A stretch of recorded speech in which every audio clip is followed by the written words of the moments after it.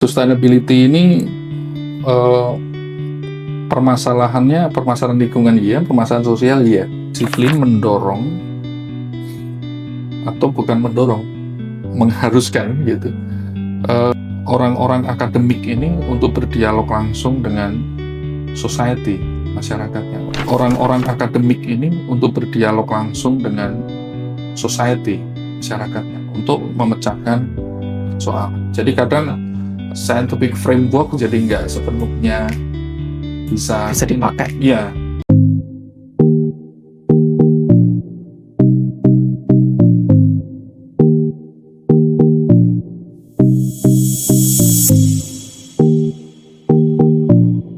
Oke, kembali lagi bersama saya Roset Amrullah yang akan menjadi host pada podcast Bening bersama Hening dengan topik ngobrolin transdisiplin. Kali ini, kesempatan hari ini kita kedatangan tamu yaitu Pak Akbar, yang mana beliau juga merupakan Resource Mobilization di CTSS dan menjadi direktur di IAPK. Langsung saja kita sambut Pak Akbar. Gitu. Terima kasih Mas Rosi sudah diundang sini. Siap. Pak Akbar, hari ini kita akan membahas terkait kearifan lokal dan kaitannya dengan sustainability dan bagaimana kita bisa belajar tentang transdisiplin dari kearifan lokal itu, Pak. Nah, yang pertama terkait sustainability, apa yang bisa Bapak sampaikan ya terkait kearifan lokal dan sustainability itu, Pak? Ya. Ya, kalau kita bicara dari sustainability-nya dulu ya. Baik.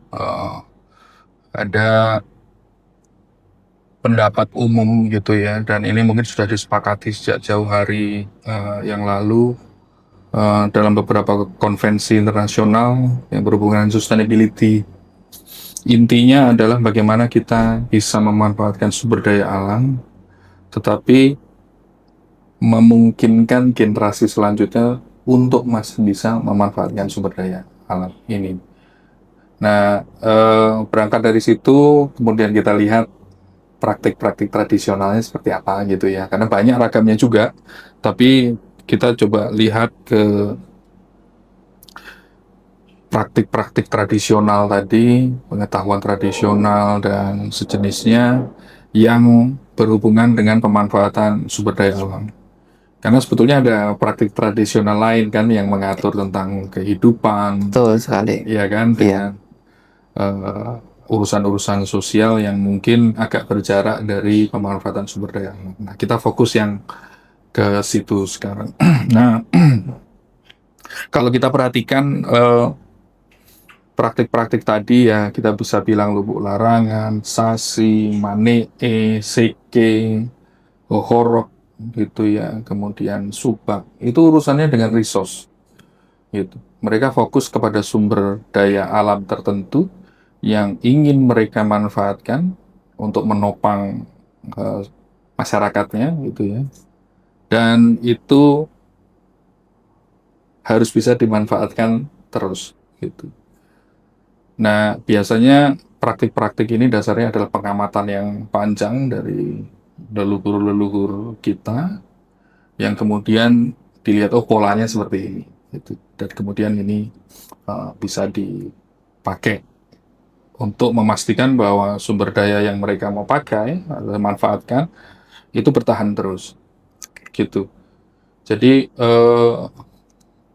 awalnya mungkin dari situ. Nah, memang sumber daya kan juga banyak ya, sumber daya alam itu ya. Jenis tertentu, misalnya kalau untuk penghidupan sehari-hari, untuk mata pencaharian, karena saya lebih banyak di pesisir dan kepulauan, itu sumber daya laut, sumber daya pesisir, perikanan gitu misalnya, itu mereka atur pemanfaatannya secara ruang, waktu, dan bagaimana mereka memanfaatkan, dan bagaimana mereka membagi hasilnya. Nah, ini memang akhirnya kalau kita hubungkan dengan sustainability dan bagaimana kita belajar dari mereka, satu hal yang sangat penting ya, untuk apalagi kalau kita bicara tentang kepulauan, itu sumber dayanya terbatas. sumbernya terbatas. Kalau dia ingin memanfaatkan sumber daya alamnya, mereka harus tahu kira-kira jumlahnya berapa Berapa? kira-kira gitu Betul. berdasarkan pengamatan mereka. Nah, ini akhirnya yang saya melihat itu bisa memotivasi bagaimana mereka mengatur untuk Resources itu ya ya. resource-nya supaya masih bisa dimanfaatkan untuk masa-masa ke depan. Nah, ini yang ya kalau saya lihat eh, masyarakat-masyarakat kepulauan yang masih mempraktikkan hal-hal seperti tadi itu justru lebih maju dalam aspek sustainability gitu. Jadi eh, itu pangkal yang mungkin bisa kita jadikan untuk catatan pembelajaran kita sebetulnya bahwa mereka memang mengatur pada resource-resource tertentu, jenis ikan tertentu atau tempat tertentu untuk bisa dimanfaatkan secara eh, Secara kontinu. kerja kontinu gitu. Menarik, menarik Pak. Ya lagi-lagi kalau di Jawa itu kan ada filosofi Sakma Dio begitu Pak ya. Berarti filosofi ini memang sebetulnya sudah diterapkan oleh masyarakat lokal ya dalam tadi pengelolaan yang sumber daya alam gitu ya supaya tetap berkelanjutan. Jadi istilahnya tidak ada apakah memang mereka tidak serakah gitu Pak? Ya, itu kan bicara value akhirnya ya. Karena saya bilang sakmationya saya atau cukupnya saya, Iya. itu mungkin nggak sama-sama cukupnya Rosid gitu. Tapi kemudian kan ada di situ sebetulnya peran society sebetulnya untuk Hmm. melakukan check and balance lah istilahnya. Apa betul kita sudah pada tahap itu? Tetapi kan kemudian kita ingat lagi resource-nya seperti apa gitu ya. Ya. Jadi ada dua pemikirannya sebetulnya. Ketika kita bicara hal-hal seperti sakmatio atau bicara mengenai sustainability, akhirnya faktornya ada dua, societal faktor, masyarakat, dan uh, environmental faktor atau faktor lingkungan. Karena dua-duanya punya batas. Gitu. Nah, tantangan terbesar kita kan sebetulnya sekarang globalisasi sebetulnya. Globalisasi. Ketika kemudian nilai-nilai tadi berinteraksi dengan nilai yang dianut oleh uh, masyarakat yang berbeda kita dengan tuntutan yang berbeda dengan tingkat kebutuhan yang berbeda gitu. Jadi ini yang kemudian menjadi uh, tantangan gitu sebetulnya sustainability itu mau seperti apa gitu. Ya tentu saja para praktisi ilmu juga menawarkan konsep-konsep yang berhubungan dengan itu. Tapi di tingkat praktek kan kita juga melihat bahwa sebetulnya masyarakat tradisional kita sudah punya praktik itu. Apa yang kita kenali dengan misalnya dengan daya dukung, daya Iya. tampung, kemudian konsep limit of acceptable change yang LAC, kemudian pembatasan emisi, kemudian memastikan produk kita ramah deforestasi dan seterusnya itu kan upaya-upaya sebetulnya untuk mendekati sustainability itu. Jadi kalau saya melihat sebetulnya karena kita sendiri ini sayangnya kita sendiri tidak banyak memahami praktik tradisional kita. Kita jadi lupa bahwa sebetulnya ada base value yang sudah Dari dijalankan gitu. masyarakat Ya, ya. Iya, gitu, iya. gitu, ya. Apakah dalam artian ini Pak Akbar juga mengajak teman-teman akademisi untuk ikut langsung belajar ke masyarakat lokal atau bagaimana Pak? Nah, di situ sebetulnya pentingnya eh, transdisiplin, Ah, oke. gitu. Sustainability ini eh, permasalahannya permasalahan lingkungan iya, permasalahan sosial iya. Oke. Gitu. Nah, ini yang kemudian ketika kita hubungkan dengan bagaimana kita memecahkan tantangan di tingkat societal atau di masyarakat itu bisa dicapai. Nah, transdisiplin mendorong atau bukan mendorong, mengharuskan gitu eh, orang-orang akademik ini untuk berdialog langsung dengan society, masyarakatnya, untuk memecahkan persoalan. Jadi kadang eh, scientific framework jadi nggak sepenuhnya bisa Bisa dipakai. ya, dia harus menyeberang secara Hmm. mentalitas gitu, bahwa oke, kita Iya. betul-betul dengar, kita masuk ke mereka. Itu banyak yang istilah keluar dari bubble-nya dulu gitu. Bubble akademik ini kita pecah, kita keluar, kita langsung berada di masyarakat, kita dengarnya. Salah satunya adalah mendengar dan melihat apa yang sudah dilakukan oleh eh, masyarakat tradisional, mana yang relevan gitu.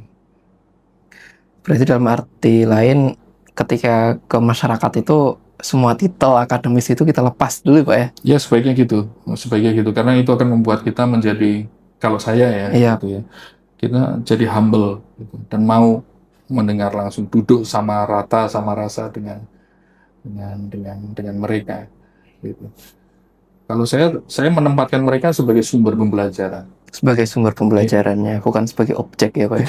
Sumber pembelajaran, knowledge-nya Iya. dari mereka. Jadi Benar. kita datang ke sana mencatat untuk Iya. memahami ini karakternya bagaimana. Dan karena mereka punya pengamatan yang panjang dan diturunkan, gitu kan.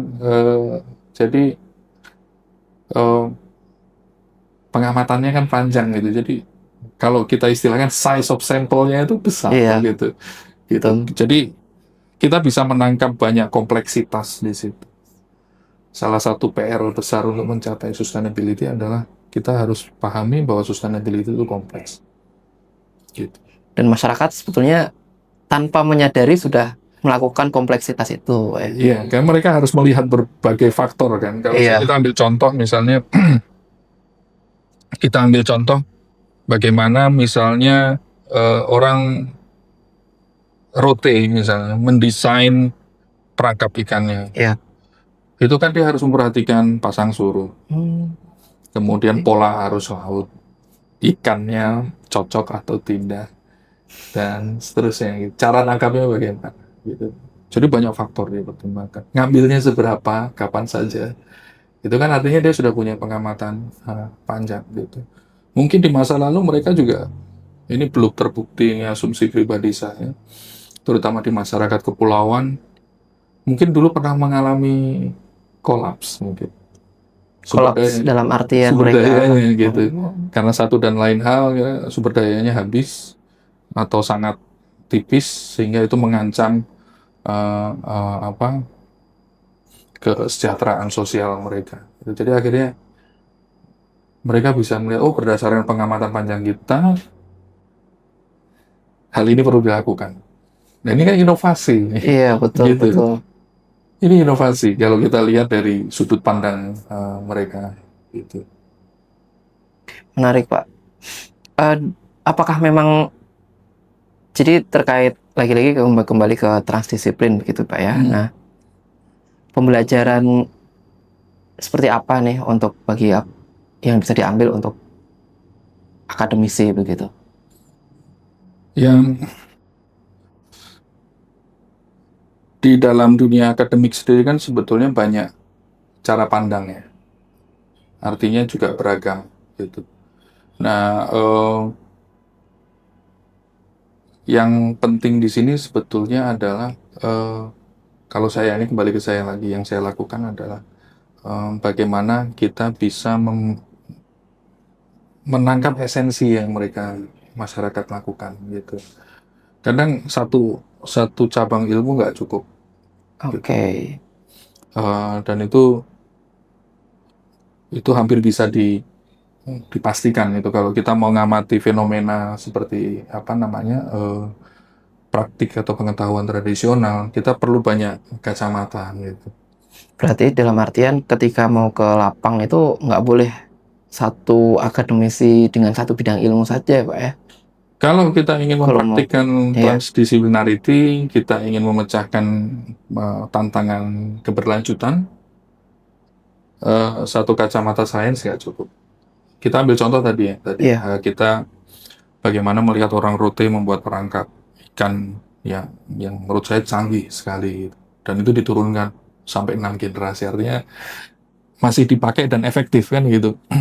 Nah ini ilmu perikanan kepakai, ilmu ekologinya kepakai, kemudian dari sisi sosialnya juga mungkin sosiologi, antropologi, meteorologi, mungkin ilmu-ilmu yang seperti itu akan terpakai. Nah, blending jadi satu bercampur untuk memecahkan satu persoalan kan sebetulnya. Misalnya, apakah ya kita bicara sustainability-nya sendiri gitu. Apakah praktik ini akan sustain gitu. Itu dulu gitu. Gitu. Terus bagaimana dia menawarkan solusi terhadap persoalan sustainability sendiri. Jadi ya kadang memang mau tidak mau, suka tidak suka, kadang kita harus menyeberang dari apa yang pernah kita pelajari di kampus. Mungkin saya tidak bisa melakukan sendiri, kita kerjasama dalam uh, kelompok sains misalnya untuk menyelesaikan itu. Karena itu dia tadi ya, sustainability itu kompleks, dia dinamis juga. Satu konsep besarnya mungkin sama, tetapi cara mendekatinya akan sangat berbeda dari satu tempat dengan tempat yang lain. Dengan di sini, dengan mungkin di Rote atau di Sulawesi Utara akan berbeda. Di pulau yang besar mungkin akan berbeda dengan pulau yang kecil. Ya. Baik, Pak Akbar, tadi sudah dijelaskan panjang lebar ya bagaimana kearifan lokal itu masyarakatnya sudah menerapkan sustainability, termasuk di dalamnya pengetahuan tentang transdisiplin yang tidak terlihat dari sisi akademis begitu. Nah, sekarang pesan apa atau istilahnya ya mungkin pesan ya, pesan apa yang bisa disampaikan oleh Pak Akbar kepada kita semua agar kearifan lokal ini jangan sampai hilang. Kalau bisa justru menjadi suatu role model dalam ya mewujudkan cita-cita sustainability itu begitu. Ya, ini pertanyaannya sulit dijawab ini. Artinya pertanyaan bagus gitu.